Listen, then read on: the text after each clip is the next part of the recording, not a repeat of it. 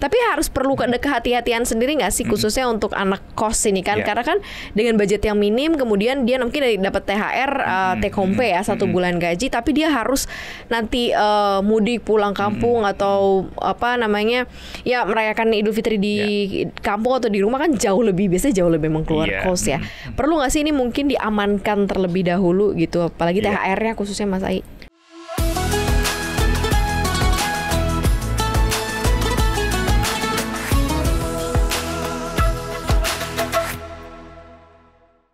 Assalamualaikum Sobat Cuan, apa kabar? Sobat Cuan semoga selalu dalam kondisi yang happy terus. Puasanya juga lancar-lancar terus ya.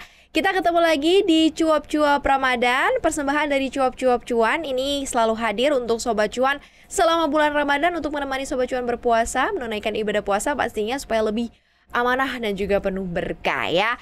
Dan ini spesial banget hari ini, kayaknya satu segmen kesukaan aku juga nih ya, bersama dengan Mas Ai, Financial Expert CNBC Indonesia.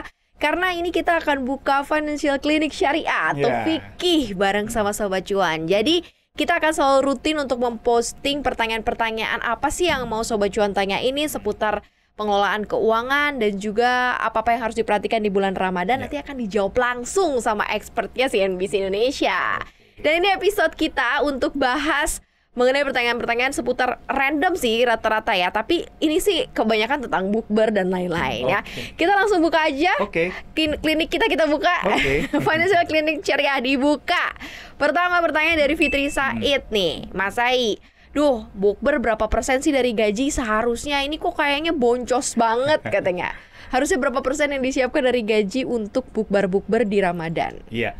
Jadi sebenarnya prinsipnya gini ya, bukber itu kan sebenarnya bukan pengeluaran yang harus dikeluarkan sebenarnya ya. Jadi ya boleh dikeluarkan, boleh enggak gitu ya. Jadi masuknya kemana? Kalau dari perencanaan keuangan itu sebenarnya masuknya ke pengeluaran lifestyle sebenarnya Mbak Maria. Jadi jatuhnya cuma sekitar 10-20% ya. 10-20% aja gitu, jangan lebih dari itu. Karena memang sebenarnya esensi dari berpuasa itu kan bukannya bukber gitu kan, tapi menahan hawa nafsu gitu kan. Menahan hawa nafsu, beribadah gitu kan. Kalau bukber itu kan ya kayak tradisi yang tidak tertulis di masyarakat kita aja. Boleh nggak dilakukan? Ya boleh-boleh aja, tapi kalau memotong budget apa, ya idealnya adalah memotong budget lifestyle kita aja setiap bulannya. Mungkin 10 atau maksimal banget 20% dari penghasilan kita tiap bulan. Jadi kalau ilustrasinya Sobat Cuan gajinya 10 juta, 10-20% itu sekitar 1-2 juta. Gitu. Untuk 30 hari. Untuk 30 hari ya, bukan ya. untuk sekali buka ya.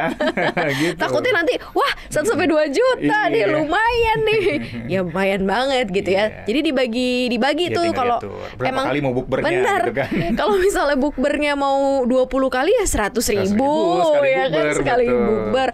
Kalau lebih dari itu ya 50.000 dikurangin lagi gitu ya. Pokoknya kan esensinya mungkin bukbernya dirubah bukan makan-makannya tapi ketemu dan ngobrolnya gitu ya. Makan-makannya simple sederhana aja. Kan bukber bisa di mana aja. Bisa di mana aja, benar. Gitu. Itu tuh catatannya ya untuk Fitri Said, mudah-mudahan merasa tercerahkan ya. Jadi nggak kepikiran lagi boncos dan lain-lain. Kalau 10-20% aku follow up question nih ke Mas Ai sih.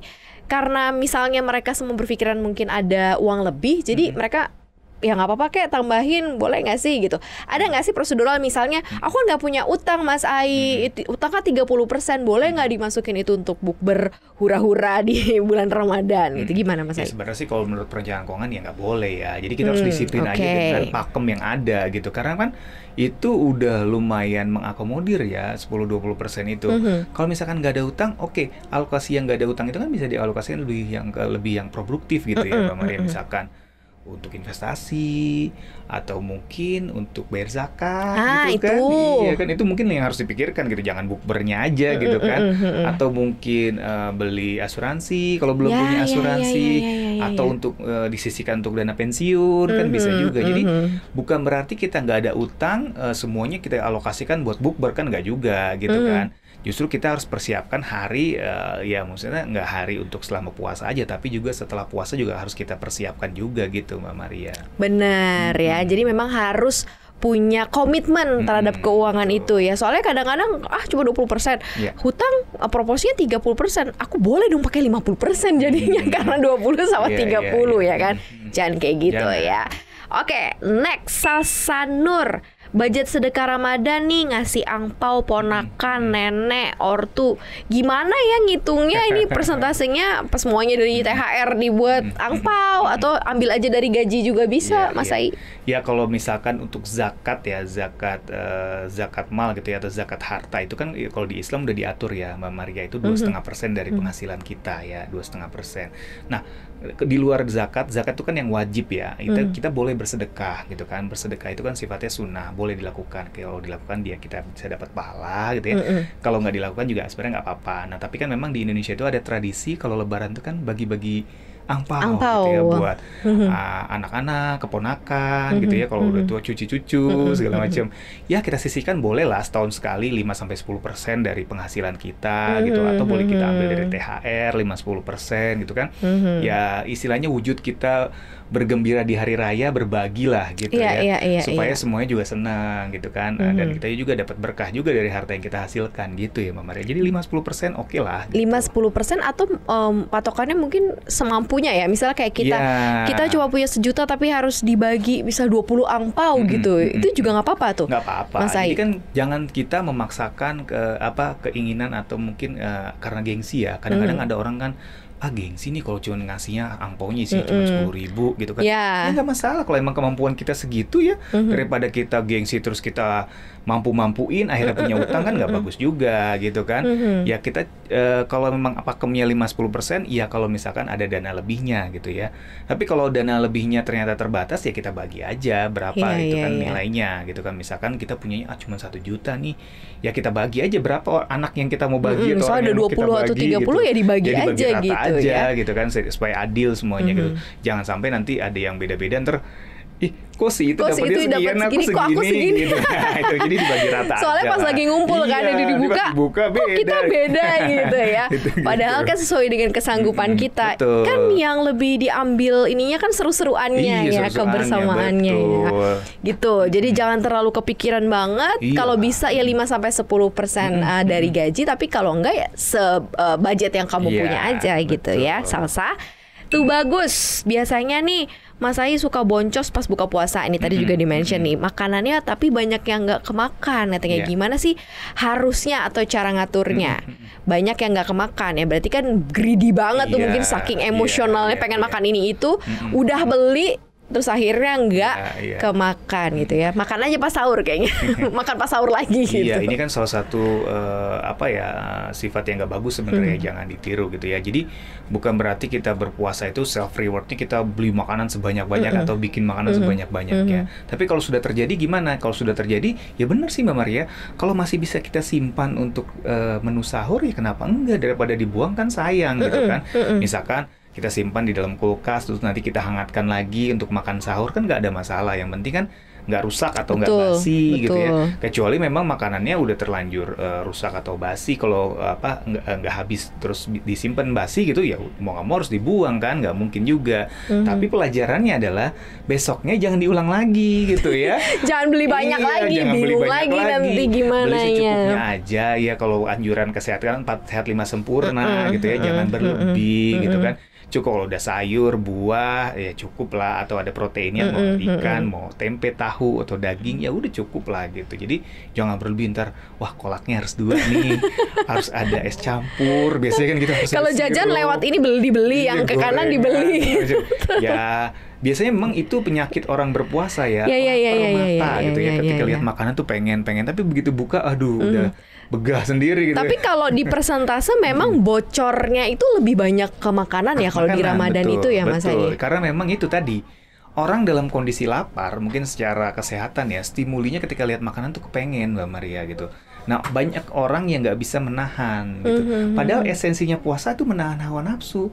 Bukan hanya nafsu untuk menahan lapar gitu ya, tapi menahan nafsu untuk misalkan berbelanja gitu ya, membeli sesuatu yang nggak perlu. Itu kan termasuk makanan yang berlebih juga kan sesuatu yang nggak perlu gitu ya. Itu kan esensi puasa, kita juga harus tahan itu gitu ya. Jadi kalau misalkan orang yang masih suka kalap gitu ya, kalau beli makanan berbuka ya mungkin dia mungkin puasanya mungkin belum ini ya, belum apa ya, belum esensinya belum dapat banget gitu. Ya. Jadi hanya cukup menahan lapar dan haus aja gitu ya. Ya termasuk menahan nafsu untuk berbelanja berlebih juga itu termasuk yang harus kita lakukan. Berarti gitu kalau untuk di bulan Ramadan harusnya jauh lebih minimal konsumtifnya harusnya, ya. Yang biasanya impulsif pun harusnya bisa nahan juga harusnya begitu. Jadi itu kan esensinya puasa itu kan menahan hawa nafsu. Hawa nafsu itu kan ya nafsu makan dan lain sebagainya itu kan. Jadi memang harus kita tahan untuk kita merasakan gimana menderitanya orang yang memang misalkan kekurangan makanan gitu ya. Ketika zaman Nabi dulu kan seperti itu. Jadi ya itu memang esensi itu harus kita benar-benar resapi gitu ya Mbak Maria dalam kehidupan kita sehari-hari selama bulan Ramadan. Jadi bukan hanya di mulut aja tapi di tindakan pun harus kita lakukan gitu. Termasuk hal kecil ketika menyiapkan makanan berbuka ya secukupnya aja. Jadi anggap aja kayak makanan biasa hari-hari tidak Ramadan aja gitu kan. Biasanya juga kalau kita nggak Ramadan makan nasi pakai tempe sama sambal udah enak gitu kan, selesai gitu. Mungkin kan. kalau pengen tambah lebih ya yang manis-manis ya kolak. Udah cukup gitu ya. Tapi seolah-olah kayak harus ada gorengannya, harus ada kue-kue basah dan lain sebagainya. Itu kan yang akhirnya belum tentu kemakan gitu. Karena kalau perut kosong tiba-tiba diisi makanan banyak pun biasanya nggak bisa tuh. Nggak bisa. Karena bergas kan. Makanya rata-rata kalau yang curhatan orang puasa biasanya habis minum teh aja mereka udah. Kenyang, betul. Iya kan. Paling makannya nanti setelah sholat tarawih. Itu biasanya nggak bisa banyak gitu. Biasanya. Jadi kayak lapar mata akhirnya mubazir aja gitu kalau beli banyak-banyak gitu kan. Jadi gitu ya tuh bagus ya. Emang rata-rata karena memang esensial utamanya adalah menahan lapar dan haus. Jadi emang ya kesannya tuh kayak kelihatannya kita bakal lapar banget, bakal kekurangan banget, nggak tahu yang enggak gitu. Minum. Aku pun pernah membuktikan sendiri gitu ya. Iya. Dan ini pengalaman pribadi jadi bisa ngomong gitu ya. Ya dulu seperti itu juga. Wah, pengen ngelihat tukang es cendol pengen, tukang jual kolak pengen, gorengan pengen. Terus apa bubur ayam pengen, apa sate ayam pengen. Tiba-tiba pas buka bingung mau makan yang mana, baru makan satu udah kenyang gitu kan. Udah ya akhirnya kan ya gitu karena mungkin itu dari mungkin itu ya dari sisi kesehatan juga kalau misalkan perut kosong nggak bisa langsung diisi terlalu banyak ya Mbak Maria, jadi harus bertahap, itu pun nggak bisa banyak banget gitu. Itu berarti memang karena memang puasa juga setahu aku juga untuk melatih juga kembali lagi sistem pencernaan kita tuh jauh lebih sehat sih sebenarnya gitu. Iya, pencernaan jauh lebih sehat dan mungkin kalau orang yang mau diet gitu ya. Iya benar. Itu kan biasanya bonusnya gitu. Langsing ya. Oke, itu bagus itu ya sarannya supaya nggak ada lagi makanan yang terbuang ya. Minimalisir deh buang-buang makanan ya sayang ya. Roro Dinaya nih, Kak, penghasilan aku bulanannya 5 juta nih, aku ngekos. Gimana sih nyatur keuangannya biar nggak boros pas Ramadan? Oke, maksud kamu 5 juta, kamu ada biaya kos, Ramadan kamu bukber tiap hari. Ini bahaya nih, karena mungkin selama ini 5 juta dengan ngekos cukup, tapi mungkin agak worry karena takutnya ya ini banyak pengeluaran di bulan Ramadan, gimana biar nggak boncos. Langsung disisihin dulu semuanya atau gimana? Atau tutup mata aja atau gimana nih Mas? Sebenarnya sih ya intinya kita keluarkan dulu untuk hal-hal yang sifatnya wajib ya. Kalau dia ngekos ya untuk biaya kos ya pasti harus dikeluarkan dulu dong gitu kan. Kalau ada biaya listrik atau air atau mungkin internet atau transportasi dia kalau misalkan dia bekerja gitu ya, biaya komunikasi kayak gitu, itu kan harus dikeluarkan dulu. Nah sisanya itu baru nanti mungkin dialokasikan untuk menyiapkan hidangan berbuka atau untuk bukber gitu ya. Atau kalau mau menghemat sebenarnya ya kalau di bulan puasa itu banyak orang mengadakan bukber bersama di masjid-masjid pun gitu. Itu dapat makanan gratis loh Mbak Maria. Iya benar. Nggak usah perlu gengsi. Kita datang aja dapat. Iya benar. Gratis, nggak perlu keluar budget, bisa bukber sama teman-teman, bilang aja bukbernya di masjid aja. Iya. Atau mungkin karena tiap hari selalu kayak ada donaturnya yang memang ngisi ya. Ada yang orang-orang yang suka bagi-bagiin makanan gitu kan untuk berbuka, itu kan sebenarnya kalau aku sih nggak gengsi ya. Kalau selama itu halal ya kenapa? Iya gitu kan. Itu kan bisa menghemat uang kita. Apalagi juga. Anak kos ya. Apalagi anak kos, betul. Jadi nggak perlu keluar budget buat bukbernya di masjid aja gitu. Dapat makanan gratis, bisa sambil kongko-kongko sama teman-teman, bisa sambil ibadah juga kan di masjid gitu. Tapi kalau dipikir-pikir ya Mas Ai, apalagi untuk anak kos yang biasanya mungkin kamu beli makanan sendiri. Nah ini dengan biaya 5 juta dan kos, dan kamu numpang buka puasa di masjid tiap hari pun nggak masalah. Nggak masalah. Malah bikin lebih irit nggak sih harusnya? Bisa jadi menghemat biaya makan. Bahkan kadang ada yang juga bikin sahur on the road kayak gitu. Sahur umrohnya juga bisa gratis gitu kan. Kalau iya. di Islam juga kan ada yang itikaf, kita kan berdiam diri di masjid di seminggu terakhir Ramadan, itu kan dapat makan juga buat sahur, buat buka gitu kan. Itu bisa menghemat banget loh Mbak gitu. Dan mungkin karena masjid hampir kayaknya sih mungkin seluruh masjid mengadakan bukber kayaknya. Kalau emang kita malu masjid di dekat rumah aku kita ada aja di masjid-masjid yang lain gitu kan. Karena masjid di rumah aku ada tiga-tiganya aja kan gitu. Ganti-gantian. Nggak perlu gengsi. Muter ya. Memang kan ya sah-sah aja, halal kok, nggak ada yang merasa dirugikan juga, karena memang ya masjid juga itu kan dia pengen berbagi juga kan pengurusnya gitu. Tapi harus perlu ada kehati-hatian sendiri nggak sih khususnya untuk anak kos ini kan? Karena kan dengan budget yang minim kemudian dia mungkin dapat THR take home pay ya 1 bulan gaji, tapi dia harus nanti mudik pulang kampung atau apa namanya ya merayakan Idul Fitri di kampung atau di rumah kan biasanya jauh lebih keluar kos ya. Perlu nggak sih ini mungkin diamankan terlebih dahulu gitu, apalagi THR-nya khususnya Mas Ai?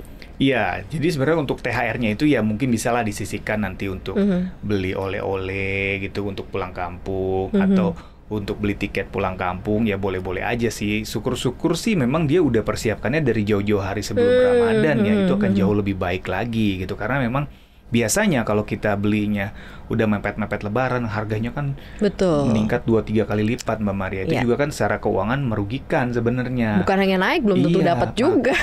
Kalau Mbak Maria sering baca berita-berita menjelang Ramadan tuh kan biasanya tiket untuk Lebaran itu udah dibuka 2 minggu atau 1 bulan sebelum Ramadan tuh, dan biasanya udah sold out. Karena orang semua ngejarnya sebelum Ramadan supaya harganya masih belum terlalu naik gitu kan. Tiket kereta, tiket pesawat, tiket bis gitu kan semuanya. Nah, baiknya memang kalau kita sudah tahu misalkan setiap Ramadan atau mau Lebaran kita pulang kampung, ya kita persiapkan dari jauh-jauh kira-kira biayanya berapa nih. Biaya transportasi berapa, buat beli oleh-oleh berapa, buat ngasih angpau berapa gitu kan. Udah kita siapkan, sisihkan dari jauh-jauh hari. Nah, nanti mungkin untuk THR-nya untuk tambahan aja gitu kan. Sisanya mungkin bisa kita alokasikan untuk investasi, lagi-lagi ya untuk dana darurat atau dana pensiun dan lain sebagainya gitu. Benar ya. Untuk anak-anak kos siap-siap ya. Tapi caranya Mas Ai patut dicoba tadi ya. Bahkan ada beberapa anak kos atau teman-teman aku kenal bahkan selama mereka bulan Ramadan ibu kosnya nyiapin loh dengan suka cita biasanya langsung disiapin nggak dari ibu gitu, jadi kayak karena aku dulu anak kos waktu kuliah aku mengalami itu dan aku menerapkan itu, jadi aku bisa sharing gitu. Lumayan loh bisa menghemat gitu makanya jadi jatuhnya lebih hemat harusnya ya. Oke, Ziva, ini pertanyaannya caranya untuk saving khusus bulan Ramadan, Mas Ai. Sebenarnya itu bisa disiapin nggak sih jauh-jauh hari? Karena kan ini udah ada jadwalnya nih di kalender keluar kan pasti udah ketahuan tahun depan Lebarannya tuh kapan, Ramadannya kapan kan. Sebenarnya kita bisa nggak sih starting lebih dini gitu untuk nyiapin hal-hal yang sifatnya konsumtif ini? Bisa. Jadi konsumtifnya disiapin ini buat konsumsi Ramadan gitu ya, padahal masih 10 bulan lagi nggak apa-apa gitu. Kalau bicara bisa banget sebenarnya. Kita jadi ya itu tadi, kayak misalkan mudik tadi, kita sebenarnya kan kita udah tahu nih kalau mau Lebaran kita akan mudik ya, kita siapkan dari jauh-jauh hari, 6 bulan sebelumnya, bahkan mungkin setahun sebelumnya. Bahkan ada orang yang prinsipnya gini Mama Maria, jadi setelah Lebaran usai dia nabung lagi buat Lebaran berikutnya gitu kan. Itu sebenarnya bagus. Dia benar-benar udah jauh-jauh hari karena kan setahun lagi pasti kan Lebaran lagi ya gitu kan. Ya dia sisihkan aja setiap bulan gitu kan untuk biaya Ramadannya, biaya mudiknya, buat ngasih angpau dan lain sebagainya. Memang idealnya seperti itu, disisihkan setiap bulan untuk keperluan Ramadan gitu ya. Ini biasanya yang Muslim tuh harusnya seperti itu ya. Jadi jangan ujuk-ujuk nanti aja deh pas di bulan Ramadan baru kita siapin duitnya, plus nanti ada THR ya. Makanya itu akhirnya yang membuat THR tuh masuk hilang jam gitu 00.00, aja. 001 udah hilang gitu kan ya. Jadi udah nggak ada lagi kan. Karena masuknya 00.01 mana THR? Karena udah kepake semua, lu bayar paylater buat tiket mudik dan lain sebagainya gitu. Tapi kan itu satu hal yang nggak bagus gitu kan. Kalau kita melakukan perencanaan, justru THR itu kan kayak semacam uang lebih yang bisa kita manfaatkan untuk investasi tadi, dana darurat atau asuransi. Karena itu sebenarnya jauh lebih penting loh Mbak Maria dibanding kita sangat konsumtif di bulan Ramadan gitu. Bisa dipersiapkan asal mau ya. Jadi udah tahu tahun depan sisihin aja 10% penghasilan kita tiap bulan gitu ya. Atau patokannya kayak Lebaran ini kan habisnya kok sekian juta ya. Nggak bisa nih kalau mepet-mepet untuk mencapai ke plus minus segitu ya udah mulai kumpulin dari jauh. Nanti kalau ada lebih dikit ya bisa ditambel dari di THR. bulan itu dari THR. Itu malah lebih enak ya, lebih enteng enteng ya. Ulil di pertanyaannya, ketika bulan Ramadan aku pulang ke rumah biar bisa ngerasain bulan puasa bareng-bareng sama keluarga biar nggak kesepian. Tapi gimana yang ngatur keuanganku, gajinya cuma 6 juta tapi harus nanggung semua pengeluaran keluarga selama Ramadan. Pulang malah boncos kamu ya. Gimana nih Mas Ai? Pengennya bareng-bareng gitu ya. Pengen tinggal di rumah tapi alhasil ya dengan gaji yang minim ini dia harus take over sekeluarganya dia. Sebenarnya gini ya, di perencanaan keuangan itu kan ada budget untuk lifestyle ya. Budget untuk lifestyle ini kan sebenarnya kan boleh dikeluarkan boleh enggak ya Mbak Maria. Jadi kalau saran aku ya sebagai perencana keuangan gitu ya, budget lifestyle itu yang 10-20% jangan dihabiskan yang jatah bulanannya itu ya. Misalkan kita alokasikan 20% setiap bulan dari penghasilan kita. Penghasilan kita misalkan tadi 10 juta gitu ya. Berarti kan ada 2 juta yang bisa kita pakai untuk lifestyle. Kita ambil aja 1 juta setiap bulan deh. 1 jutanya kita tabung gitu ya. Untuk keperluan Ramadan dan Lebaran gitu kan. Jadi nanti kan ketika Ramadan tiba gitu kan, dia mau pulang kampung atau Lebaran tiba dia mau pulang kampung, kita udah ada uang gitu. Yang bisa kita gunakan untuk mudik, untuk ngasih angpau, untuk beli oleh-oleh, beli makanan, dan untuk misalkan Lebaran atau Ramadan di kampung gitu ya, beli makanan untuk sajian berbuka. Jadi sebenarnya nggak memberatkan. Itu tadi intinya adalah melakukan perencanaan dari jauh-jauh hari gitu Mbak Maria. Dan kita harus sisihkan sedikit istilahnya mungkin budget lifestyle kita itu untuk keperluan yang memang di hari Ramadan dan Lebaran ini yang biasanya memang umat Muslim itu bersukacita, pengen istilahnya berbagi dengan banyak orang, apalagi dengan keluarga ya. Jadi ya memang kita harus ada effort lebih Mbak Maria, mau nggak mau kalau keuangan kita terbatas. Lain halnya kita uangnya banyak gitu kan, kita nggak perlu ya susah-susah gitu kan. Jadi kamu udah tahu nih ketika pulang kan kamu akan harus beliin makanan buka puasa bukan buat kamu sendiri tapi sekeluarga, sahur buat sekeluarga. Jadi ya pulangnya juga jangan pakai dengan tangan kosong gitu. Jadi udah amunisinya udah siap nih ya. Dengan cara menyisihkan persentase dari lifestyle itu gaya hidup ya, uang gaya hidup kamu. 10% dari penghasilan setiap bulan ya. Jadi kalau 10% dari 6 juta mungkin 600.000, 20% sekitar 1,2 gitu ya.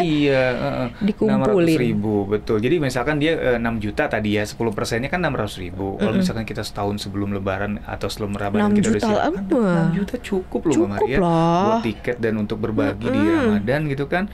Belum lagi kalau ada THR kan ada tambahan juga gitu kan. Bener loh. Ini bisa dicoba ya untuk Ulil ya. Jadi jangan sedih, nggak apa-apa, masih tetap bisa Ramadan bareng keluarga, tapi persiapan keuangannya juga udah maksimal ya. Oke, Suprianto nih, salah nggak sih kita pakai dana darurat untuk menuhin kebutuhan Ramadan kayak silaturahmi, ketemu temen, bukber, belanja kebutuhan serba naik semuanya. Sementara gaji nggak naik-naik, sedih aku tumin katanya. Wah ini curhat banget ya, curcol. Iya.